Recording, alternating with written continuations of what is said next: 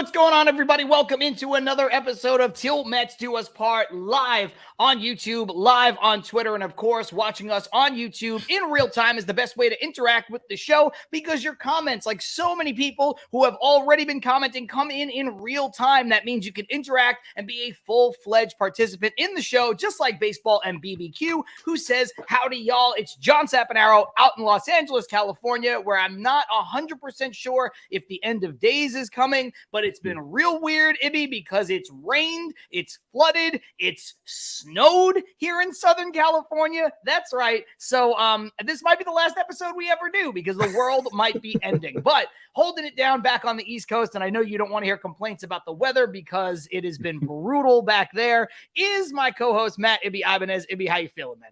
I'm doing pretty good, Joe. We did have our first bit of snow finally here in Jersey. Last night, a couple nights ago, not too bad, but it's already melted, so it's still freezing, but we're making it work back here. I'm sorry that you got to deal with your 40-degree weather over here while I'm dealing with 15 and below, but either way, I hope you are surviving. But yeah, I'm pumped up. It's Wednesday. We're always excited to get on here and talk with everybody, talk with each other. And yeah, there's a lot of good stuff going on when it comes to Mets and spring training and the prospects, and there's a lot to talk about, a lot of current stuff to talk about, which is always a good thing. So let's get into it. Let's do this. Yeah, let's get into it. Shay saying, and I realized a couple days ago on through our interactions on Twitter that Shay lives not too far from me down in Long Beach, and saying, why is it snowing and hailing here? I have no idea. Patty in NYC saying crazy. Yes, it's the coldest it's been here in Southern California, I think, since like 1989 is like the last time there was like a blizzard warning in the San Fernando Valley and stuff like that. So it's weird. I was in El Paso, Texas over the weekend, and I missed the flooding. I missed all of that craziness, but the event that I was working almost had to get canceled, Ibby, because there were 75-mile-an-hour winds and a dust storm with zero visibility. So I don't know. Whew. Yeah, that's pretty intense. Yeah, so I'm glad you got it in, and I'm glad also everyone. If you're not following John on socials like Instagram and stuff, this guy has been on fire when it comes to everything, whether it's at Monster Jam, the people he's meeting. Yeah. Okay, Dak Shepard, drummer from Green Day, correct. Matt Leinart, yes. Ashton Kutcher, Mila Kunis. Yes. Who was another one? There was another big one in there. I'm missing. Either way, he'll think about that. It's really the birthplace of Hollywood, John, as you all know. But now I see him post a thing today. He's hanging out, and I think it's a sweatshirt. It's the hoodie he's wearing too. He's hanging out at West Coast Customs. He probably walked out of there in some old Camaro with a fish tank in the back. Whatever it may be, but it was cool. Check out the video. It was awesome. But yeah, stay hot, Sapping out. I appreciate that. It was fun. Some of the people from West Coast Customs took me on a little bit of a tour. I posted some of it. The stuff that I posted, if you lived out here on the West Coast, you could actually go see as well. Stuff that I couldn't post, which was like behind the scenes, some really cool cars and stuff that they're working on that will be public eventually, but aren't public right now. Obviously, a lot of very famous people go to West Coast Customs to get their stuff all done up, kind of like Pimp My Ride used to be, but, for reals. So they couldn't really, I couldn't show any of that stuff, but I saw some cool stuff. James Dowling saying, come to upstate New York. We have some more snow for you. Come check it out. No, I don't want to. I definitely don't want to. I love upstate New York. I do. My ex-girlfriend, who I dated for a very long time, is from Saratoga Springs, which is like the snow capital of the world. And so I've been up there a lot, and I don't want to be up there right now. Absolutely, absolutely not. And then Baseball and BBQ saying, what is it with the bad luck Pink Panther cap? I don't know. I got this at a vintage store in Palm Springs last summer, and it just feels like cool. It's cool. I don't know. It was $2, so I bought it. Anyway, John's trying to up his hat game. That's all it is. He's trying to up his hat game. That's all. That's it. I like hats, so I buy a lot of different hats. James Dowling saying, I'm 10 minutes from Saratoga. James, if you want to go ahead and put your full address here in the comments with your social security number and a credit card of your choosing, we would appreciate it very much. I'm just kidding. Okay, so there's so much stuff to talk about. Forget about me. We got to talk about our New York Mets. Ibby, look, yes, we dove into a lot of things with Glendon Rush last week. From a player's perspective, we're now getting our first look at the new rules kind of in practice. And I don't want to get too in the weeds on that today because of what we have coming up next week that we'll talk about in a little bit. But I do want to get your just like 1 minute, like 30 seconds to a minute and a half take on what you've seen so far in spring training with the new rules. I think the biggest thing to talk about is just, and really just all encompassing when it comes to all of the new rules, the one that sticks out the most, and it's the pitch clock. That's the one thing that everyone's talking about more so than anything else. And I think, I don't mind it. I really don't. I thought Gary put it best in saying that baseball lost 30 minutes of non-baseball time. You don't lose any baseball time. You lose 30 minutes of non-baseball time. Is it an adjustment for players? Yes. Do I think it was ridiculous to watch a game end with the bases loaded the way it did? Yes. Do I think that's going to happen, during the season? It's not going. It won't. It won't happen then. And the fact, I don't like when people just jump to conclusions right away. Like, oh my God, what if this happens in Game 7 of the World Series? It's like, guys, by then it's gonna run a lot smoother. You get all the kinks out now. You have a handful of weeks in spring training to get these things right. They did it in the minors. It's gonna work here. The one thing I will say that is a little bit different is the fact that I did see, I can't remember the minor leaguer's name, but the one minor leaguer coming out saying, look, I was in the minors when they were doing the pitch clock. And now I'm trying to break camp and I'm seeing what they're doing here. And he did say that it's a lot quicker here.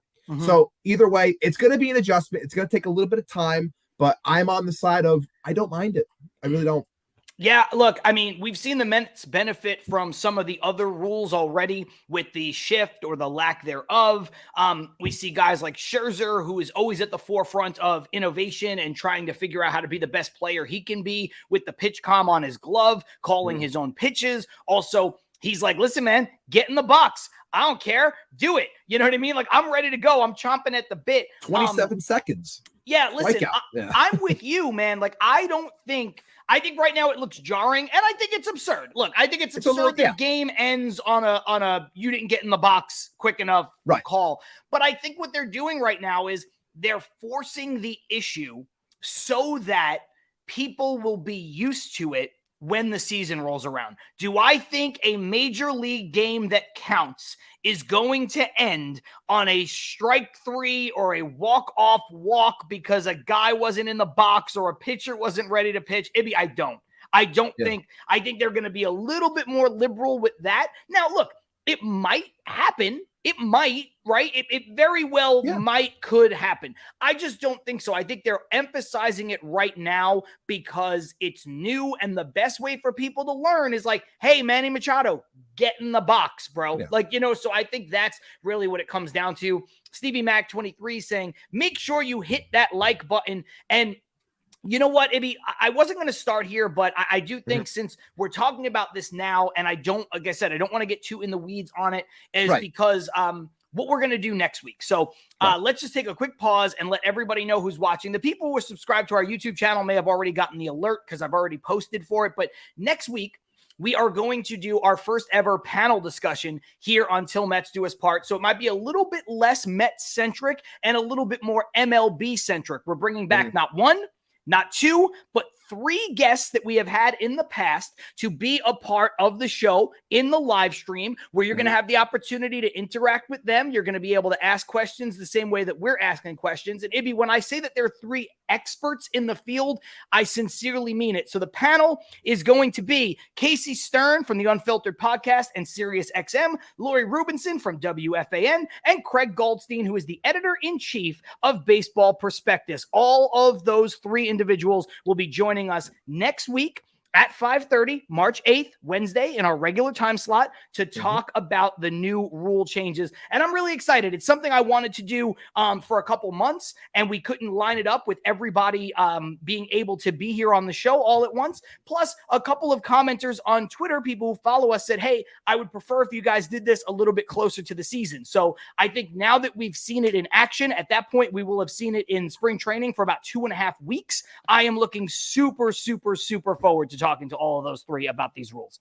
It's three minds that I would love to pick on everything. They all have fantastic thought processes. Lori's great. She was great when we had her on. And I believe Lori was actually our first video for YouTube, I believe. She was. So having her back is going to be great. Casey was great. And obviously we had a lot of fun during the dark times with Craig talking about the lockout and things like that. So having him back on to just rehash a couple things, because I remember we did have a little bit back and forth with him when it came to the shift. I know that he was against getting rid of the shift. I remember that conversation that we had. So bringing that up and see where he still stands on that is going to be very interesting. So either way, something different for the show. Nothing wrong with trying something new. We'll see how it all pans out. It should be a good time. And of course, it's going to be a little Mets-centric in some regards because, look, Casey Stern, Mets fan. Laurie Rubinson, Mets fan. Craig Goldstein, not Mets fan. He's a Dodgers fan. But again, I think it's important to do, because I think for all of us, you, me, them, everybody who listens, everybody who watches our show, we are kind of embarking into new territory with baseball. And I think eventually we're going to settle in. I think eventually everybody's going to go, wait, what year did they change those rules? I don't even remember. It's just baseball now. But I think right now it feels dramatic. And so I want to be able to kind of talk through it. You always call this show a therapy session for Mets fans. And I think we could use a therapy session for baseball fans. So you can tell your friends next week, if you have friends who are gross Yankees fans, or if you have friends in other places, like I have friends out here that are Dodgers fans and stuff. If you want to spread the word and say, hey, look, this is a Mets podcast, but next week they're going to be doing something a little bit different. They're going to be not focusing on the New York Mets as much. Of course, we're going to touch on some of that stuff as it affects our Mets. I'm sure we'll talk about Buck Showalter. I'm sure we'll talk about guys like Lindor and Vogelback and stuff like that as examples. But we're going to be doing something a little bit different, and I am super, super, super excited to do it. That said, let's jump back into the Mets conversation. Let's jump back into the comments for a moment. We've got some folks saying, Rael saying fancy. I think she was talking about the graphics. Carlos Ortiz saying nice. James Dowling, oh, heck yeah, let's go. This is a funny Freudian slip. Shay saying, cool, thank God no Buster Posey. And then he's like, no, wait, Buster only. And then it's like, well, you know what? Honestly, either one of them wouldn't make a ton of sense. Although I don't really have any interest in talking to Buster only, because that guy's like a toad. He's like Toadstool from Mario, but like just as a real person, as if he got like the Pinocchio treatment and became like a real boy or real boy. But I would talk to Buster Posey. That would be cool. But I would talk to Buster Posey. Absolutely. Who wouldn't? He's a great guy.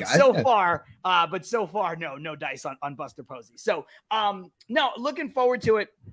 Buster only is a troll. Yes, he is. Okay, so Ibby, we have to talk about spring training. There was a game today. Admittedly, I have not been able to watch any spring training games because I live out of market and I don't have cable. So until the MLB package kicks in, which doesn't start until the beginning of the season, I can't watch the game. So I can only watch clips and snippets and highlights. Is there something to you that has jumped out about the Mets in these first few spring training games?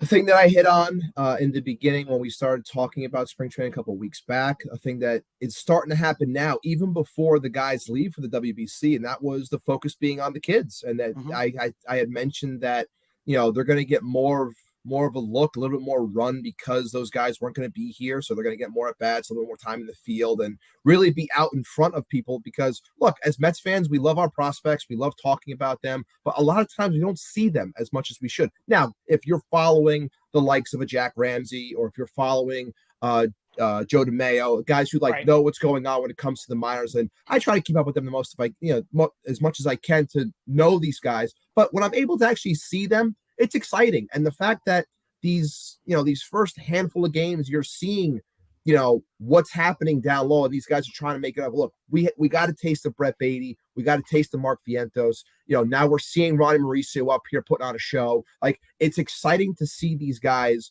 put the work in. And to me, that's been the biggest story to this point. I have a couple of other guys. I like what I've seen so far. I'll bring them up in a little bit, but really it's the kids. It's the fact that they're going out there and they're performing. They're hitting the ball hard. They're playing good defense. These are the things that I want to see. It's those little things during spring training, not so much the overall numbers in the end. It's more so the little things that they're doing that interest me the most. It's a great call. It's a great point. I do want to shout out Chris. I don't know if he's still here. Chris Ferraro saying, I don't have a life, but I'm going to have to catch the replay again this week. Just wanted to jump in and say hi and let's go Mets, though. Appreciate have a you, good Chris. week. Appreciate you jumping in just for a second, even if that's all you have to give today. And then for Shay saying T-Mobile free MLB TV, and Carlos Ortiz saying mine kicked in already, and Shay saying same. So if you guys want to do me a favor and DM me on Twitter and let me know why mine hasn't kicked in, because I do have the T-Mobile free MLB TV, but mine isn't active yet. So maybe you can help me, but that's certainly not a conversation for right now. Anyway, I haven't had the opportunity to sit down and watch games because of my work schedule. Anyway, I do make a concerted effort to make sure that I do that when we're talking about, regular season games and of course playoff games. But in the spring, I try to catch what I can catch, and I've been busy over the past week traveling for work and all that nonsense. But I would appreciate it if you guys DM me on Twitter, let me know what's going on and how I can get access to that maybe a bit earlier than I thought I could. You mentioned the guy Ibby. This guy was the MVP of the Dominican Winter League, and it's Ronny Mauricio. You look at the stats, they speak for themselves. Look, I understand that it's spring training. I understand that it's an incredibly small sample size, but anytime you have 3 home runs in a 7 at-bat stretch and you hit some of the moonshots that Ronny Mauricio has been able to hit over the last couple of days. And I think sometimes you can't make a big deal about spring training until you can, right? Like Pete Alonso got himself on the team and won Rookie of the Year and set the rookie home run record because of what he did in spring training.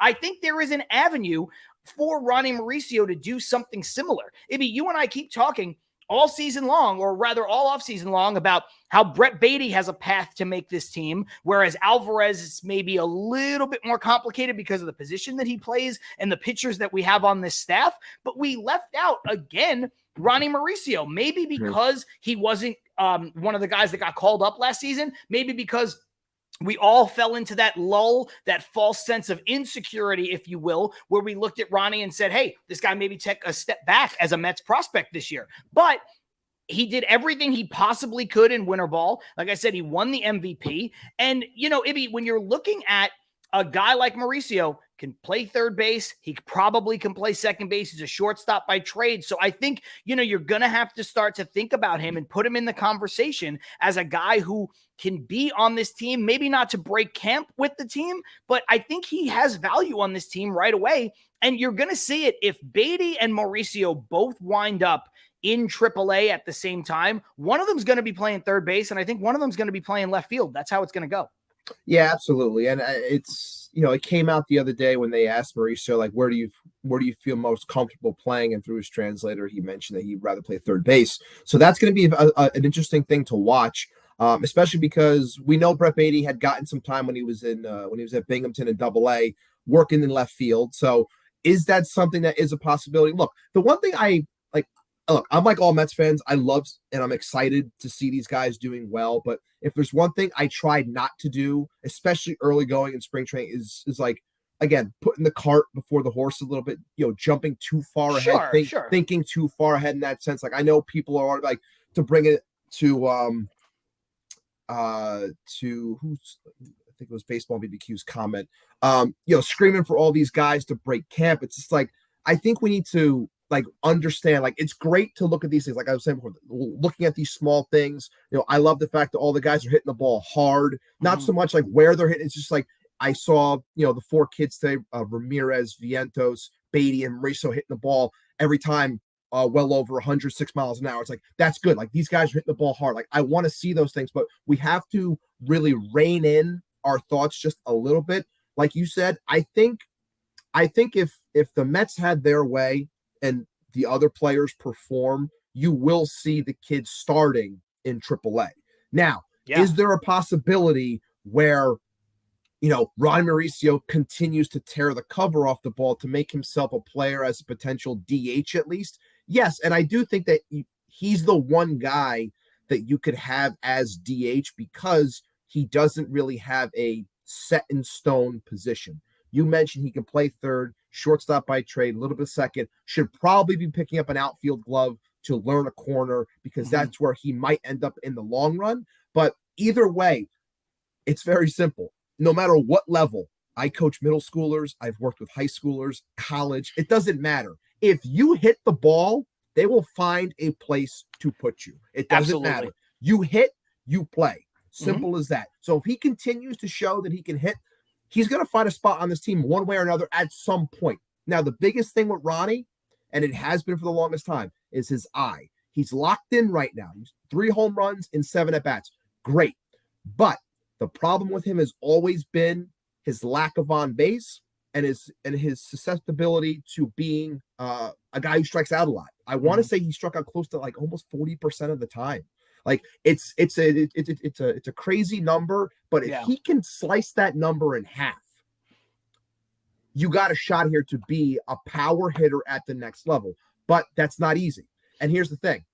You can go out there in spring training and hit like this, right? And that's great. But eventually you're going to have to also prove that you can do it against legit major league hitters. And that's where the progressions are going to come. And that's why I guarantee they want him to start at AAA and try to grow and then progress and move on from there. But either way, it's an exciting time for Mets fans. Absolutely. I'll jump back into the comments because people have a lot to say about this, as well they should. James Dowling saying Ronny hitting moonshots. Absolutely. Patty in NYC saying, yes, Ronny Mauricio getting a lot of attention, again, as he should be. Rael saying, time to start testing Baty in left field if Ronny keeps it up. That, I think, is just fair. I think that's something you touched on. It definitely is, yeah. And I think the fact that Baty has experience with it, and I think the fact that that goes back to your other comment from Baseball and BBQ saying, hey, it's asking a lot for all of these guys or even one of these guys to break camp with this team. Well, you know what? To Rael's point, you don't necessarily have to have any of them break camp for this situation to play out. Because again, if they don't break camp, if neither one of Baty or Mauricio breaks camp with the Mets, they're both going to be in AAA. They're both going to have to play. Well, guess what? That seems like a logical alignment to get Baty in left field and Mauricio at third base, at least some of the time, half of the time, 25% of the time. Or they might switch back and forth. You might have one playing third, play left, and then the next game it's swapping. It could be that.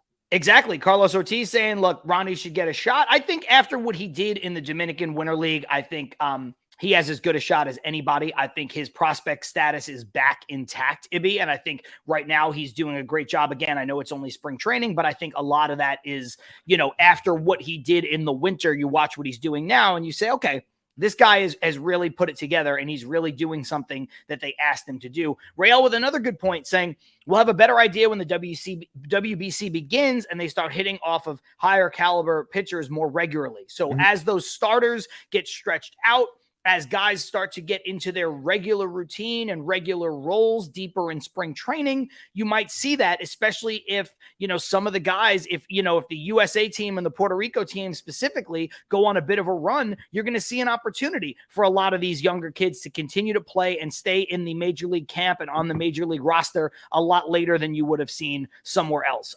Got to give credit where credit is due. Shay saying 100% agree, Ibby. Baseball and BBQ saying the same. And Shea following it up by saying if he cuts down those Ks somewhat, he's got a chance. A couple of years back, they were comparing him to Javier Baez based on his eye and strikeout. But if he can improve on that, that's good for us.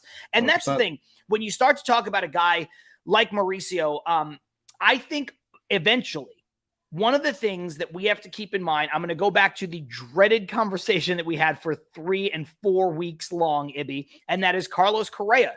The thing I always said about Correa is that he is a legitimate shortstop backup to a guy like Lindor. It's something that we had when Baez was here and Lindor got hurt. It's something that we saw last year not having, and all of a sudden Lindor's got to play 161 games, a lot of which with a torn ligament in one of his fingers, and you saw him kind of wind down a little bit there at the end of the season and in the playoffs. I love Luis Guillorme. I think Luis Guillorme is a good role player on a good team. I think he's a poor man's Jeff McNeil in terms of his ability to make contact and keep at bats alive. And who knows, maybe the shift or the lack thereof will help him as well. But I do think you can't really benefit, or you can't really have a lack when you have a guy like Mauricio who could potentially come up later in the season and offer, a spell here or there of Lindor and be able to be a actual major league hitter with some pop, with some extra base, with some, things that Luis Guillorme doesn't offer. He's a wizard with the glove and he's a very good contact guy. But when you're talking about, hey, if you have to sit Lindor a day or two here or there, if you God forbid, if Lindor ever winds up on the shelf for a couple days or longer, Luis Guillorme is not an everyday solution at shortstop for a team trying to win the World Series. So I do think that some of this stuff that we talked about with Correa, obviously Correa, the established guy, I think some of that, if Ronny Mauricio keeps this up and can be a viable, doesn't have to be a viable starter to replace Lindor. I just think he brings some things to the table that this team doesn't have right now, I guess is the best way to put it. Yeah, the biggest thing that he brings as he continues to show is that power. And we've talked about the lack of power. Many people have talked about the lack of power. If there's one thing I will say, even though it is early in the spring, I do love the fact that the Mets are going out there and they're hitting moonshots, whether it's Alonso or Lindor or Mauricio or Baty or any of these guys hitting home runs. I just love the fact because it shuts up the idiots who are constantly bitching and moaning about, oh my God, this team can't hit. They got no home runs. And all of a sudden they bang, bang, bang. It's just, look, I know it's the spring, but I still love seeing it because it shuts people up. Do you want to watch it? Of course, I'll watch any. What do you got? You got something? I got it, guys. Courtesy of whoever's phone was sitting in the stands at the spring training facility. I got it. No, the reason why I pulled this up, maybe, is because the sound, the crack of the bat from this video. There were videos with better angles and better clarity. This one's out of focus to start. But man, oh man, let's watch this. I'm sure everybody's seen it because it dropped a couple hours ago and people were on Twitter just like me. But if you haven't, let's watch this Mauricio home run, the third of the spring.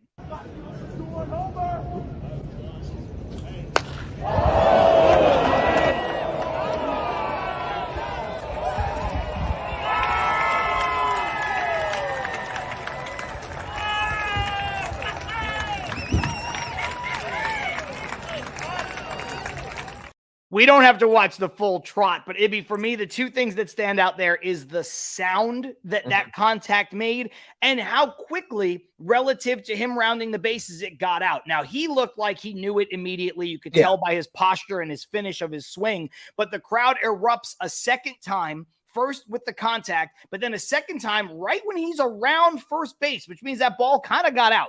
So nice to see. And I love the sound of a ball hitting the bat like that. Oh my God, it's beautiful. The best. It's the best. And if there's one thing I noticed about that video, it was clearly shot with a potato, but that's regardless. Either way, it was just seeing things like that. I love seeing angles like that, the crack of the bat, and just knowing when it's gotten. Like you said, it's almost like it's a double roar. It's like bang, it's like, yeah. And also it's like, holy shit. And you just watch the ball keep going. just an absolute moonshot as that seems to be the theme today of just talking about Mauricio. But yeah, it's going to be very interesting to see how he continues to handle the ups and downs. And I think it's a big part of this too, because look, you can come in and be like gangbusters, just like tearing the cover off the ball like he is. I'm also interested in seeing now what happens when he has a little bit of a downturn, and then how he picks himself back up to eventually keep things going. Like that's a big part in the development of a player. And we, as we said, Ronnie's been through the ringer almost. He was highly touted, then he came back down, then he kind of went back in the middle, then he tore the cover off the ball, but nobody gave him that respect because he wasn't that prospect anymore. Now he's showing out in the Dominican League. Now he's putting on a show in spring. So he's constantly building himself back up, which is a good thing. Now I want to see how he handles himself. If he starts facing some better pitchers and he's not doing as well, readjusts and then continues, and that's going to be a big part in his development. No, I totally agree. Shea saying one of the things that he brings to the table that some other people don't, piggybacking off my point, is some stolen base ability. Luis Guillorme doesn't really bring that to the table as comparison. The Mets don't really have a backup infielder. I guess Danny Mendick might be that kind of player, but it's hard to tell. Obviously, Tim LaCastro with the team right now got a lot of stolen base ability there, but you don't know where any of these guys are going to be and if they're going to break camp and all this stuff. So good point there. Shea also saying he's not hitting any cheap home runs by any means. Those are clearing the wall with authority. Bombs. Carlos saying, Carlos Ortiz, that is, it's gone just by the sound, and Shea agreeing exactly. And then Keith Blacknick coming in. Saying shot with an eye spud. Yeah, that's really what it feels like. That is an absolute disaster. Great point here from where was it? I just lost it. Oh, Carlos Ortiz saying it earlier. Beltran can fix Ronnie. I think everything that you said about Ronny Mauricio kind of going through the trials and tribulations that he's gone through over the last year plus kind of mirror the situation just in a lower, further out of the spotlight of what Lindor went through, of what Beltran went through here with the Mets. So I think having Lindor, I think having Beltran back here, I think that all helps. I think that that's not going to be, maybe as tough a pill to swallow when you see a guy who was ranked as the number one prospect in the organization, I think just 3 years ago. Then he got passed and he got passed again and he got passed again and he slid all the way down to sixth. He slid down past people, Ibby, like Kevin Parada and Jet Williams, who were drafted this year that jumped ahead of him just based on nothing other than potential, right? Right. So it's always good when you can have a draft class as fans, as an organization, and guys get slotted in right away based on their college pedigree or whatever it is. But sometimes it's not so great to see, one of your top prospects who was 1 and 2 the year before slide all the way down to 6 behind them based on nothing other than this kid could really hit from Purdue, So, for Ronny, little bit of a tough situation to be in. And I think I'm just looking forward to see where the rest of his early career goes. Let's put it that way. Absolutely. And I think that also goes to the testament that we've been talking about when it comes to the Mets farm system, how sometimes we are a little bit over the top in our hopes and dreams with it. And then you bring in fresh talent, more talent, and it kind of pushes guys a little bit down. But I also view things like that when you are initially viewed as something like you might be the big fish in a small pond, but as things get better, you become the small fish in a big pond, and you start taking on other things, and those are more challenges. And like I said, Ronnie's gone through the ringer, but he continues to work hard, and hopefully we can see all of it come together as early as this year, and he can provide and help for this team like he says he wants to. He wants to make this team. I don't think he will, again, unless he goes on this, if he continues this Alonso-esque tear the rest of the spring. I think he's going to end up in AAA to start. Either way, hopefully he can help us at some point. The thing with that, Ibby, is for any of these kids, and I think that's the one thing that people have to continue to have perspective about when it comes to the young prospects the Mets have. The difference with Alonso was that there was a clear path to him making the team and being the everyday first baseman, period. You have to remember, as much as some people, not necessarily us, not even necessarily a lot of the people who watch and listen to us, but some people don't want Eduardo Escobar on the team, right? Some people don't think he's great, all this stuff, but he is the third baseman and he is under contract and he is making $10 million or $8 million, whatever it is he's making. So, there is not a clear path for Mauricio to be on this team tomorrow. There's not a super clear path for Baty to be on this team tomorrow. Yes, there are some opportunities that present themselves, i.e. you say, okay, well, the Mets do have an opening kind of sort of at DH. The Mets don't have a ton of depth in the outfield. Both of those points are fair, Ibby. But again, when you're talking about kids that should be playing every day, you have to be able to guarantee them every day at bats. Otherwise, what the hell are we doing? So those everyday at bats have to either come at third, at left field. For Mauricio, maybe he spells McNeil or Lindor at shortstop, gets some at bats there, plus some DH at bats. Like, you have to guarantee these kids a goodly amount of at bats. You don't want to bring up Mauricio because he makes loud contact and he gets 4 at bats a week. That's not going to do it. No. So that's one thing people really have to keep in mind. Absolutely. If you're going to bring someone up, you have to have a plan to actually use them. And as things stand right now, yes, it's very limited for him. So like I said, he would have to really put on a show, and then there might even have to be an injury along the way to truly get him an opportunity to play. But either way, it's good. I hope he continues to play well. And like I said, I'm very interested to see the moment he has a little bit of a downturn, how he picks himself back up. Because as we all know, baseball is a game of failure. 7 out of 10, you fail, you're still a Hall of Famer. So hopefully he is able to pick himself up when he's eventually going to have a little bit of a downturn to stay on track. Because I do think he can help us with providing some sort of offense at some point this year. I was actually having a conversation with some friends prior to going on today, and it's crazy when I look at Ronnie, because when I think of him, he's always been the tall, lanky player. like ever since he was, brought into the system, and you watch him, like it's insane over the last 3 or 4 years how he's completely blown up in terms of like actually growing into his body. You hear that a lot when it comes to prospects. Like you got to wait until they grow into their body. They're going to keep growing. They have to fill out. They got to put a little more muscle on. It's like this guy turned into like a freaking giant. Like he's huge. He's filled out. The power is starting to come out. Like I said, biggest thing, strikeouts, cut those potentially in half, and you have a legit future in baseball, like a legit shot, I think. So if he can work on that, if he can better that, he can be a special player. I totally agree. We're about 35 minutes in. I think now is a good time to put this part of the conversation to bed, head into the break. If you're watching us live for the very first time ever and you're like, I don't want to sit through a break, don't worry. The break is just 10 seconds here on the live stream. We just have to do it because we have some ads we have to put into the audio version of this show that don't get played here on the live stream. So, ladies and gentlemen, this is Till Mets Do Us Part. John Sapanaro, Matt Ibby Ibanez, and we will be right back.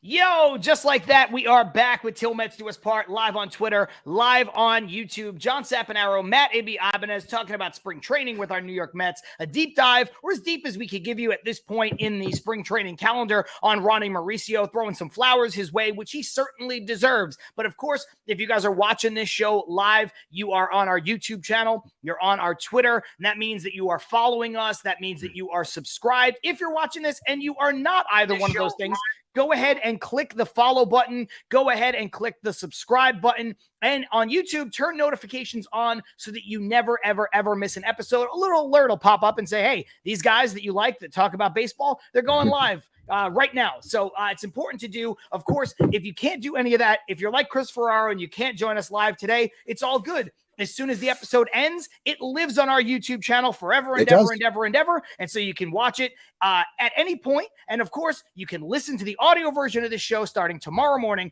all courtesy of the Chop Sports Network, wherever it is you get your podcast. And like Stevie Mac always says, don't forget to go ahead and pop those thumbs up. We like the likes because they help the algorithm. I don't understand show up in more videos.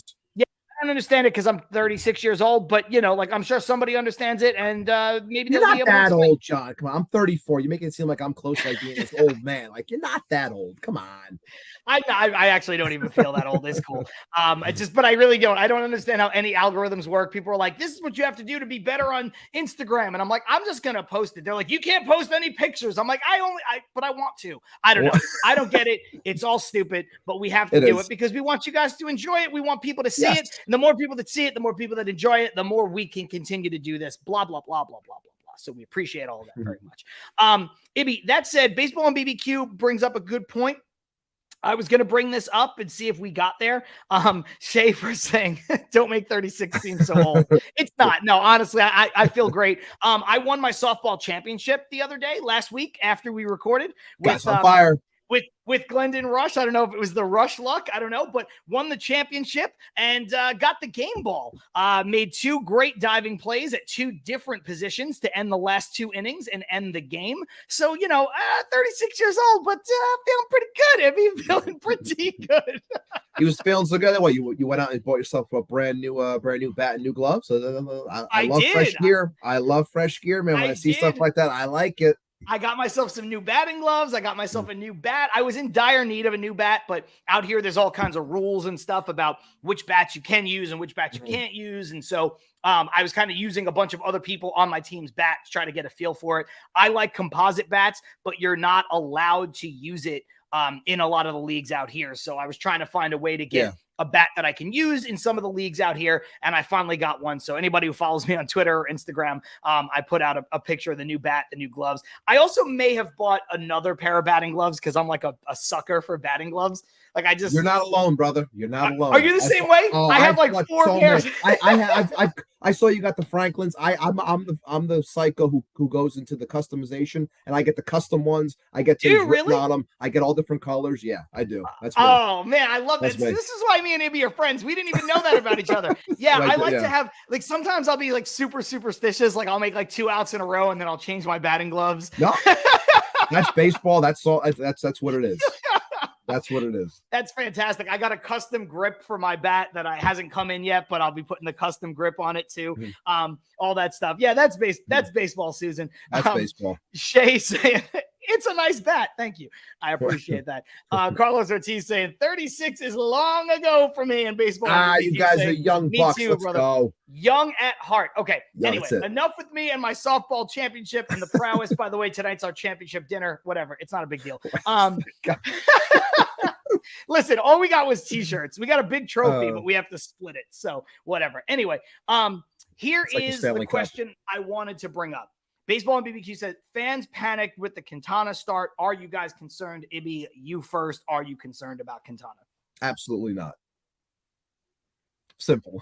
No, seriously. Absolutely not. No, I knew, and I know I saw Wardy posted something too. He's just like, I'm sure he said something along the lines of like, oh, I'm sure, after this Quintana start, like Mets Twitter is going to be completely normal and understand that it's literally his first start. It's not big of a deal. Look, you're going to have ups and downs in a season, especially with an older staff. You're going to have your ups and downs. Am I worried about it? No, it's the first day out. Sometimes some guys come out sharp. Sometimes guys need a little bit of time to get their feet back wet in terms of just getting back into their groove. He's going to be in the World Baseball Classic as well. Like, no, I'm not worried about it. I don't think it's that big of a deal. I am excited at the fact that some of the other guys are for as much as it sucks to see him have a rough outing, I could also bring up guys like Jose Buto and David Peterson looking extremely sharp. So it's like, oh, does that automatically mean that our depth is fantastic? We don't know. Like Tyler looked okay today as well. Trying to rev it back up. He's in the 94, 96 area, working on his curveball and his cutter. Well, it's like, do I think it's unfortunate that he had a rough start? Yes, because this is the New York Mets, so they're going to put a microscope on everything, especially with the intentions that this team has. But me personally, do I care that he got roughed up and he didn't get out of an inning? No, it's spring training. Get it out now. That's so funny because I was just going to pull up this comment from Carlos Ortiz. It says, no, it's spring training. So, I think it's no shade at the question from baseball and BBQ. We're just having fun with it, obviously. But I agree with you. I think it's spring training. I think that there are other guys who are more important to this team. Like, let's say that was a terrible harbinger of things to come. Well, you know what? I'd rather see good starts from Scherzer and Verlander and Senga, guys who have massive roles on this team, as opposed to a guy like Quintana, who's going to be your fifth starter, more than likely, right? And again, you mentioned some of the other people. The Mets do have depth. How good that starting pitching depth is kind of remains to be seen. Peterson has had an up and down start to his career. McGill has had an up and down start to his career. They brought up Jose Buto before they ever should have, out of necessity. He got shelled in that one start, but he's up there among the top pitching prospects in their organization, mostly because Matt Allen can't keep his arm attached to his body, but that's a whole nother thing for another time. But Ibby, look, and then we didn't even mention Joey Lucchesi. So the Mets do have depth, and I think the Mets' quality of depth, Ibby, has a high upside potential.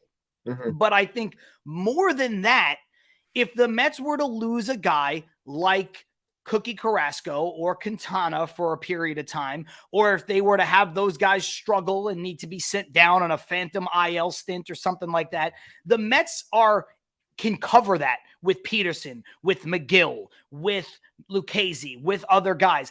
I think you have to look at the top three in the rotation and realize how important those guys are and acknowledge, has McGill shown flashes of being an ace? He has at times. He's shown flashes of absolute brilliance and dominance. But I'd feel a lot more comfortable with McGill filling in for 3 weeks for Carlos Carrasco or Jose Quintana than I would have him filling in for Max Scherzer. So I think that's where you have to kind of temper those expectations and look at the fact that, the Mets have good depth. They have quality depth. The Mets have a chance, because a lot of these guys are still super young, to have excellent depth, but I'd rather that depth fill in for the 4 and 5 spots than the 1, 2, and 3 spots. So 100%. Another reason why I'm not worried about Quintana, I guess. Right.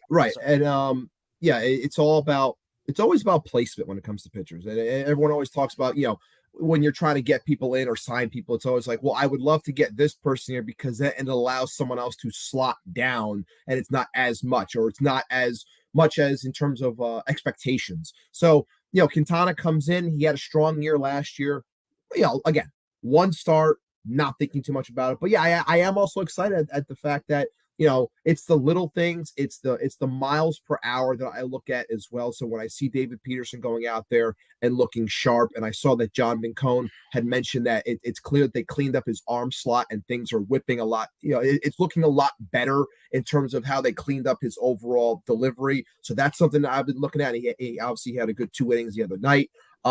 Seeing Jose Buto that first night against the Marlins throw an absolute cheddar. I don't know where that came from. I liked seeing it. I don't know if the guy was just amped up or if this is something that we're going to see moving forward. The fact that he also incorporated the cutter, he looked very sharp. So if he can become something in terms of the depth, that would help this team a lot as well. And like I said, Tyler McGill, hopefully this is the start of him getting back on track to the player that we had seen before he got hurt. And, look, do I think he's a guy that's always going to be throwing 98, 99 like he was? Maybe not. Maybe he's going to end up being a guy who's throwing 96, 97. That's nothing to sneeze at. Like I say, he was throwing 94 to 96 enough. Today. It's enough. If you're going to figure out, I know they say he was working with his curveball with Scherzer. Like if that's going to be a part of his repertoire, along with the other things that he has, look, he's becoming a pitcher. Sometimes it takes a little bit of time. Sometimes guys show out early. McGill showed out early. Now he's kind of trying to rebuild himself back up. We'll see how it goes. It's good that we have these options. So in terms of overall worry on the back end, not so much on my end. Yeah, I would agree with you there. And, people being pretty positive. Carlos Ortiz saying Peterson can take over for Quintana, that is. Patty in NYC saying Peterson did look okay the other day. And then I thought a good point here from Shea on Quintana. I think he'll figure it out. And Houston is a tough lineup regardless. And that's fair. Houston has probably the best lineup in Major League Baseball. And, it doesn't matter if it's week 1 of spring training or, you got guys in there. They're deep. They're deep. It doesn't matter if if they bring 4 of their guys or if they're starting 3 of their guys in a split squad. Like they still have top to bottom, probably the best lineup in all of baseball. So 4 of their guys is going to be better than a lot of other teams have to offer. So I think that's fair. Shea also saying the bullpen battles for this spring training, a lot of people are turning heads early who may not be household names. Mentions Grant Hartwig hitting 97 with control. He's an undrafted guy. I think that's something that I want to dive into maybe a little bit more in the next few weeks. Obviously, the Mets have very defined roles in the bullpen, but unlike the starting rotation where you look at it and you say, look, if everybody's healthy and everybody's effective, Tyler McGill is going to be in AAA. David Peterson's going to be in AAA. Joey Lucchesi is either going to be in AAA or is going to be the long man out of the pen or some combination of the two.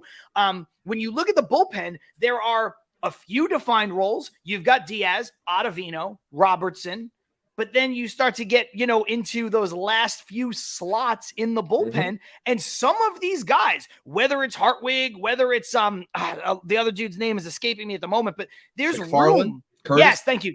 McFarland and Curtis, both of them. Yeah. There are room. 1 or 2 of those guys are going to make this team. Yeah, and they're looking sharp. And clearly it showed in terms of the analytics and the numbers that the Mets were attacking guys that threw their sliders and they had a lot of movement on that pitch. And these guys are using that to their advantage. It's showing out in their performances and they're looking sharp. So, look, I don't like to, especially when I don't want to call them scrap heap guys, but like when you have things that come out of the blue, like the Chase and Shreves in the past, who show out a little bit in the spring, and then once the lights come on, it's like they get tattooed and then they're out of here. It's like, look, is that possible? Sure, but I also know that was Curtis the one that they signed last year, even though he was hurt. I think so.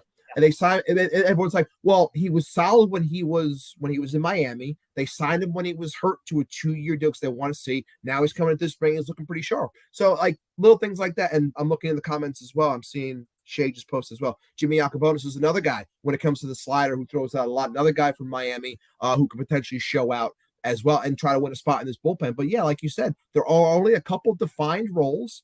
These guys are working because there's an opportunity there. And I think it's a good point brought up by Shea that the bullpen battles are going to be very interesting down the stretch here.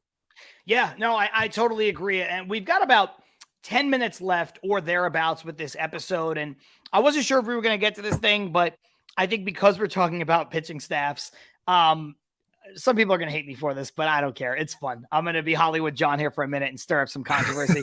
Thanks to SNY, Ibby. And again, this is not something that I was able to find that other people who are watching or you didn't have the opportunity to see. SNY tweeted this out today. Right now, today, March 1st, 2023, is the 7-year anniversary of this moment right here.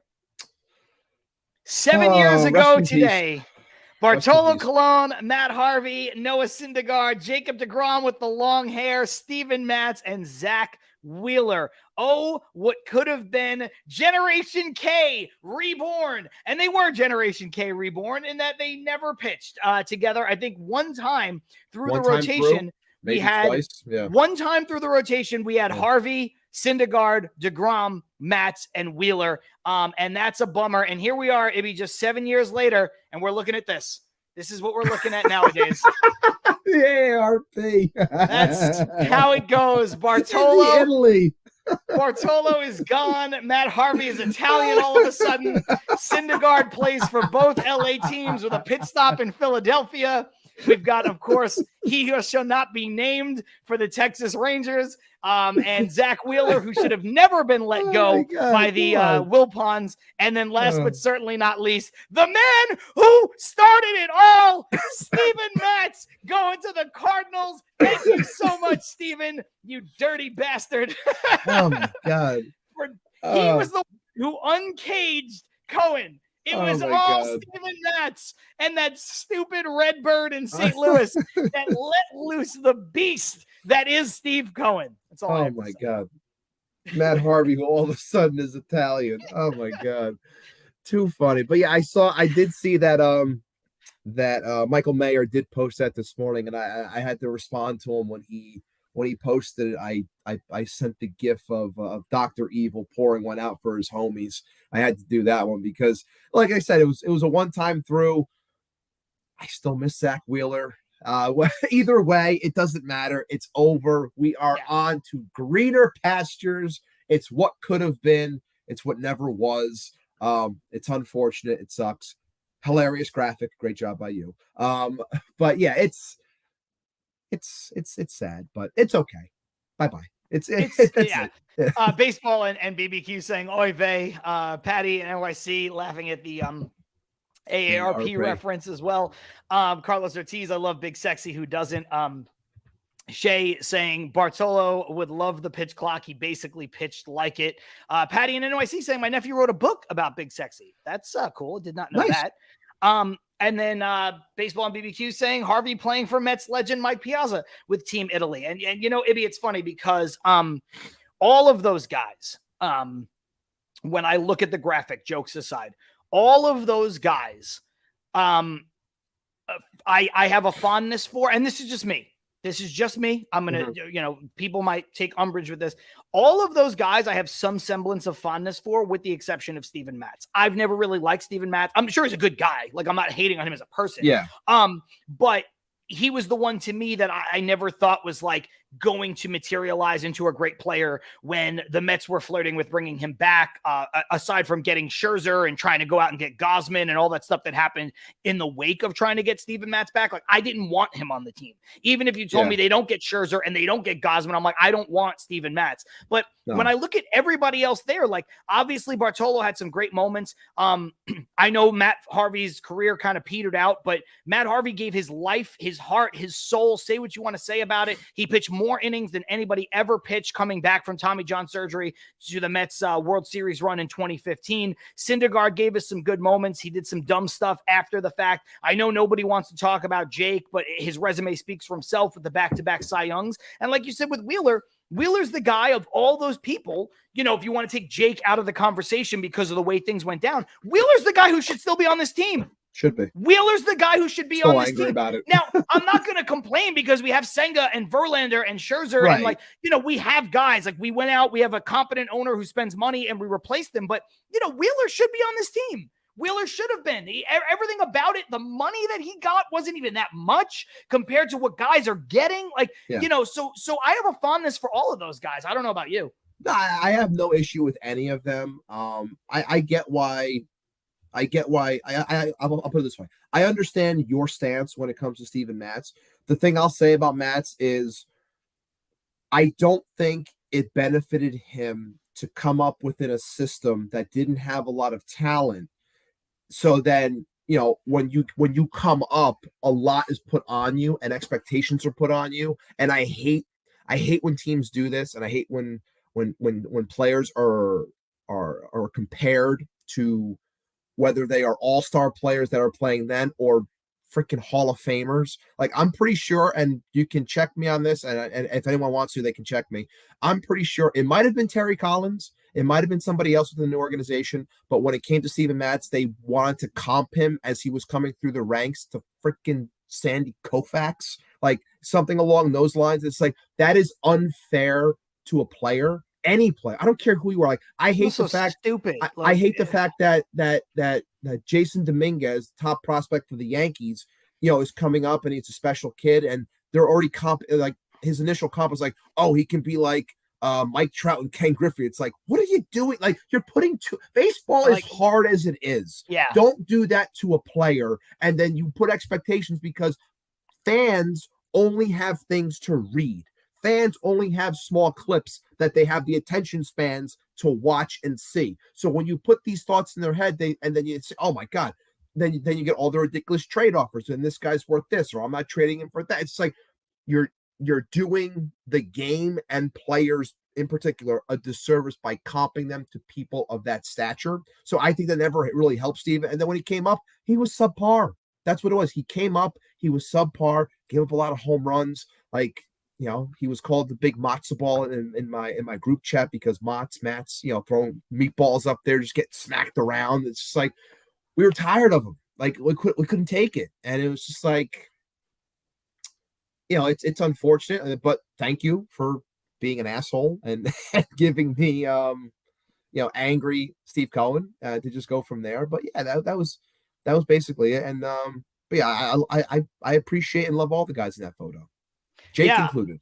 Yeah, absolutely. Stevie Mack saying, I was so happy the Mets negotiations went bad because, again, kind of like what I was saying, it led to Scherzer and it led to bigger things, but I just didn't want Mats back, not at that deal. Carlos Ortiz saying it's a sect, but he means Sexy's home run is the best highlight. It really is. I mean, I think Gary Cohen saying it's one of the greatest moments in baseball history. It's probably a little overblown, but I get the hype. Like, it was cool. And it was definitely one of the best moments in Mets history because it was so out of nowhere, and he does it in San Diego at Petco Park, of all places, a place that doesn't yield a lot of home runs. Like, there were so many moments. Plus, he had like 10 straight at bats before that where he was swinging and his helmet was falling off and he looked like a doofus. And then he's out there like mashing a bomb that nobody expected him to hit. Baseball BBQ off the guy that was traded for Fernando Tatis. Yeah, of all people. Baseball and BBQ, the Wilpons were never going to pay Wheeler. That's fair. Stevie Mack then saying, I could see Uncle Stevie trying to lure Wheeler back in 2 years. That's a far way to project. I don't think we can get that far ahead of ourselves. But I will say, depending on where the Mets pitching staff is, yeah, that's an option. Like, that's the one thing. And we always go back to it, right? We always go back to the fact that now as Met fans, we can live in the conversation.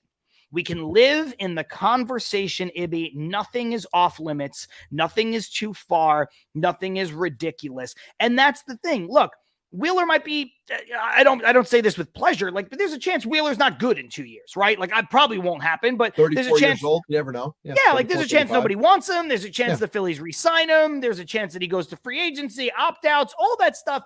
Everything and anything is on the table over the next 2 years. That's how baseball is. But when you look at it, when you look at the Mets and where they are now, after getting Lindor, after getting Scherzer, after getting Verlander, after that, the list goes on, all the hits keep coming.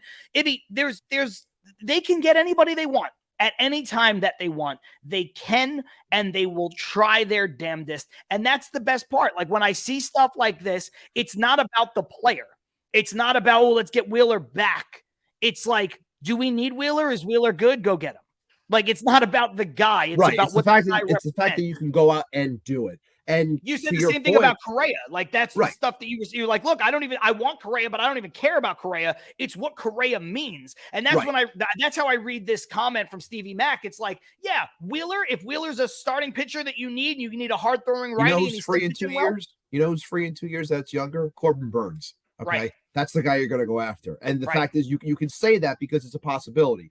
But well, no Milwaukee matter ain't what, paying him, I'll tell you that much. right, right. But the big thing here is just, especially when it comes to the pitching, and to bring it back to that comment in 2 years, whatever, the Mets, in my opinion, for the foreseeable future, because I don't think that there is a lot in this system. I don't want to like throw shade at the likes of like a Dominic Hamill and guys like that, or even a Calvin Ziegler, but I don't think that this system is really flush with talent when it comes to arms. I think it's going to take a little bit more time. So I think the Mets are going to continue to be players and shop hard and pay big for guys to come here and pitch, because I think they know they have a better shot of developing hitters as opposed to pitchers at this point, because it's just not there talent wise, or at least not depth wise as well. So I think that they're going to continue to be players over the next handful of years, whether that's shopping for the likes of, whether it was a Wheeler or a Burns or a Julio Urias, if he hits it, if the Dodgers let him go, like whatever it may be. Max Fried, another one there. Like, those things are possibilities, because that's what the Mets approach has proven to be to this point. And I think it's going to continue until they actually have those options that show out in the minors from the pitching side.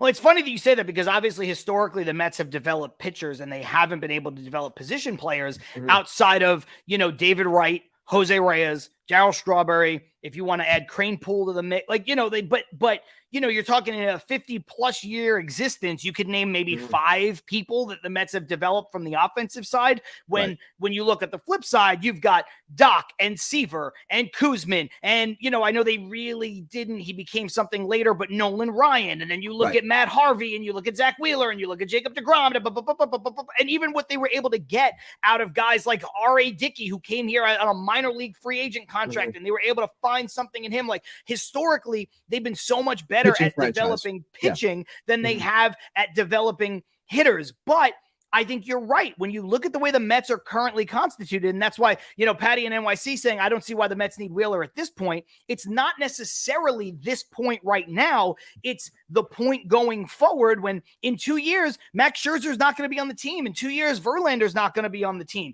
Senga's going to be on the team if he's good. And so, the Mets might need another arm. Maybe they get Shohei Ohtani this season. Maybe they get him in the offseason, and maybe that becomes less of a deal. But you don't know. You have no idea. And like you're saying right now, if you had to forecast the future, which is so impossible to do, but if you look forward, the Mets are set up much more at positions than they are in the starting rotation. The Mets have Pete Alonso, absolute stud, best power hitter in baseball potential. Nobody has more home runs and nobody has more RBI than Pete Alonso since he came into the league, right? They obviously have to get him re-signed, but they don't have to do it right this moment. He's here. I don't think he's going anywhere. They just signed McNeil to an extension. Lindor has a 10-year contract.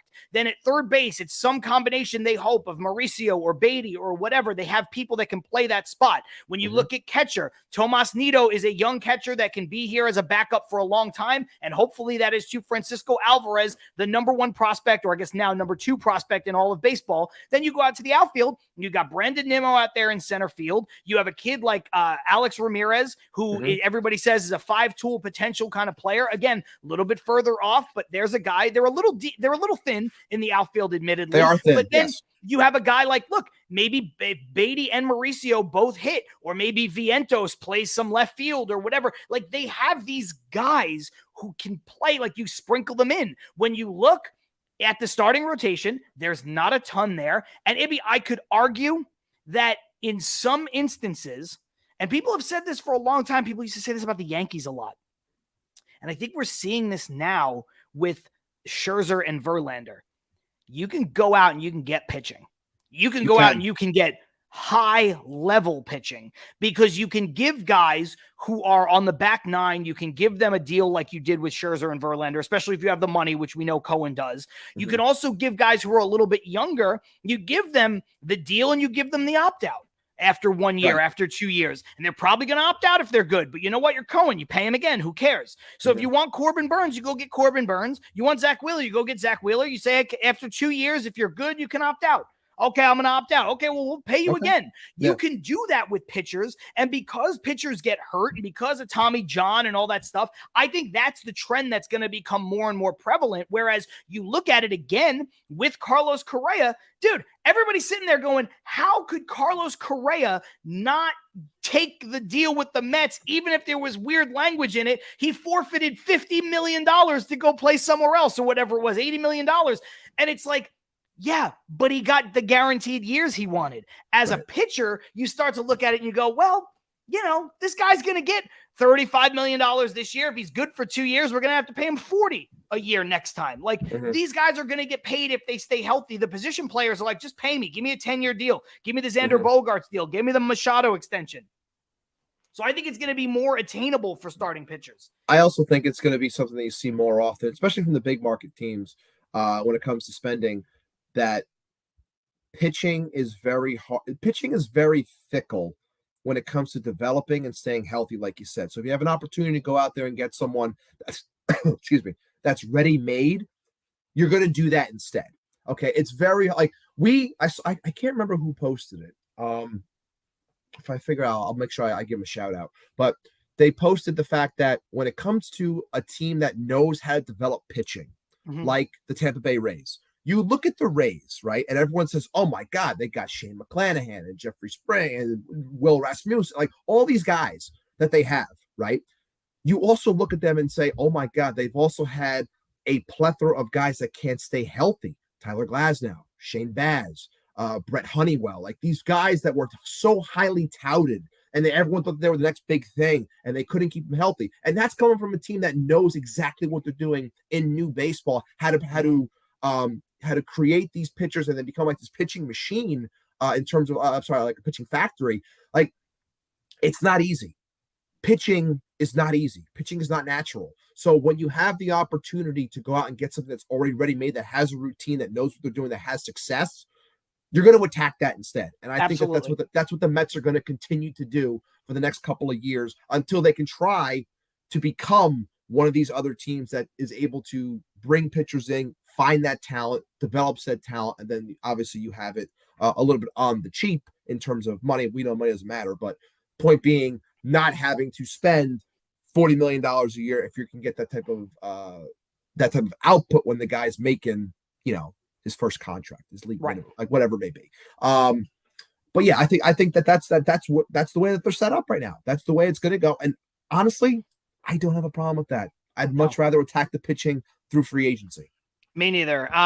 Shay saying very true, John, to my point, which is also basically what you just echoed. So agreeing with both of us. Patty then saying, oh, gotcha. And then Shay following it up by saying, any position players that don't work with the Mets, it's okay. Seattle will claim them off waivers anyway. That's what they always do. That's fair, at least lately. And then Carlos Ortiz mentioning Marte, who I didn't bring up, and I didn't mean to omit him. I look at Marte as a little different. Like, Marte got the longest contract of all the position guys they signed last year. Canha, Escobar. Marte got the 4-year deal. So obviously Marte is not going anywhere. Does he mean that, or does he mean his health? I wasn't sure what he meant by that. I don't know. I was interpreting it as I left him off when I was mentioning players that are going to be here for a while. But the way I look at it is, it's the last year for Canha. It's the last year for Escobar. Maybe those guys come back on different deals, smaller deals, whatever. But, we're already getting into year 2 of 4 for Marte. And, I don't look at him as a long-term, quote unquote, long-term guy. But yes, no, he's not.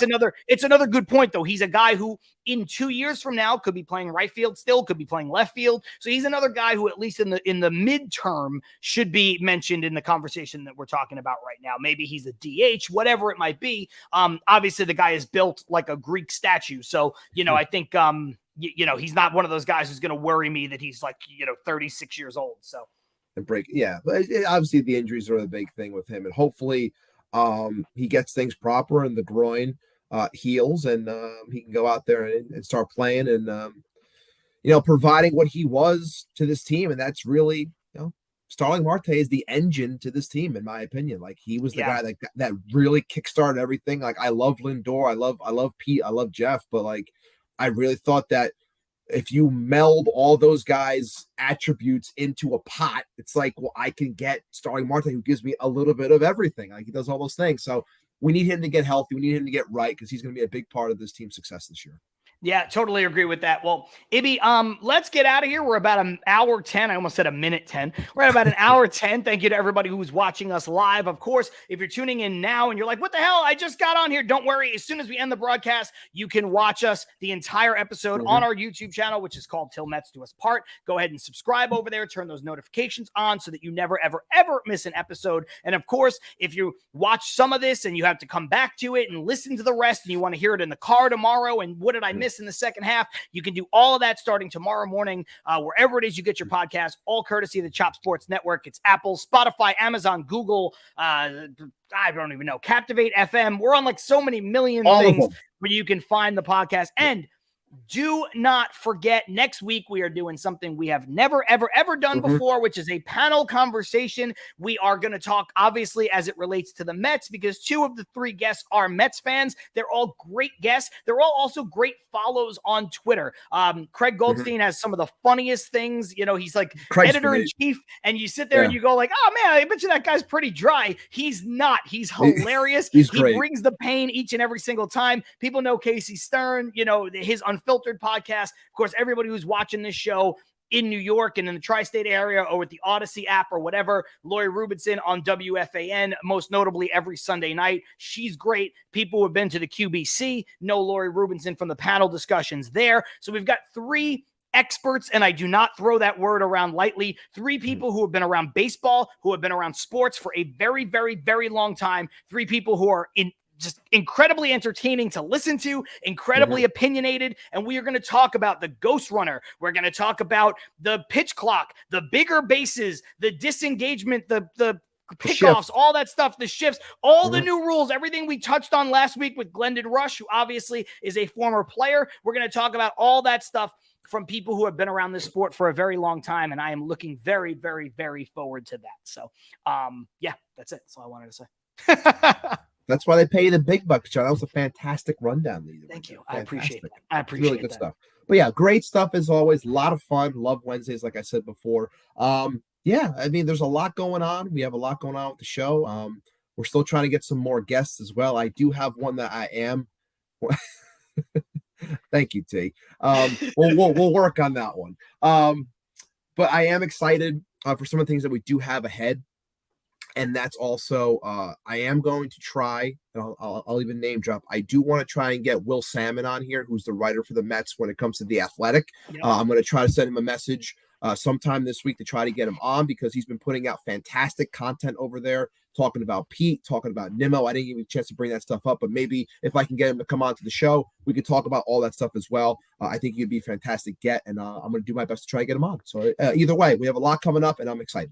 Yeah, I think we're going to have some of our other, obviously, when I talk about the panel discussion, those are 3 people who have been guests on this show before as individuals, but I think we're going to try to revisit as we ramp up to the season some of the guests that we've had on last year. We already did that with Glendon Rush and Ant Rivera of Subway to Shea, but we're also going to look for some new guests as well. I keep trying. His schedule is so busy. I keep trying to get Todd Frazier on the show. He just started his own podcast.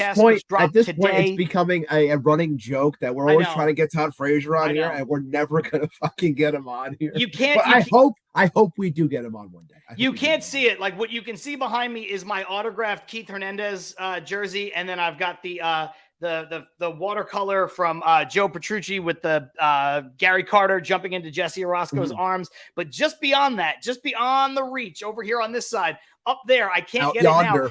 I have, out yonder. I have, I'll pull it out next week, but I have my Todd Frazier autographed hat with my Todd Frazier card in there. And I'm like, there, he's right. It's like he's here. It's like he's on the show every week, but he's not. He hasn't been on the show. Todd Frazier's a good buddy, but he's got tons of stuff going on, which is good for him. He's a busy guy.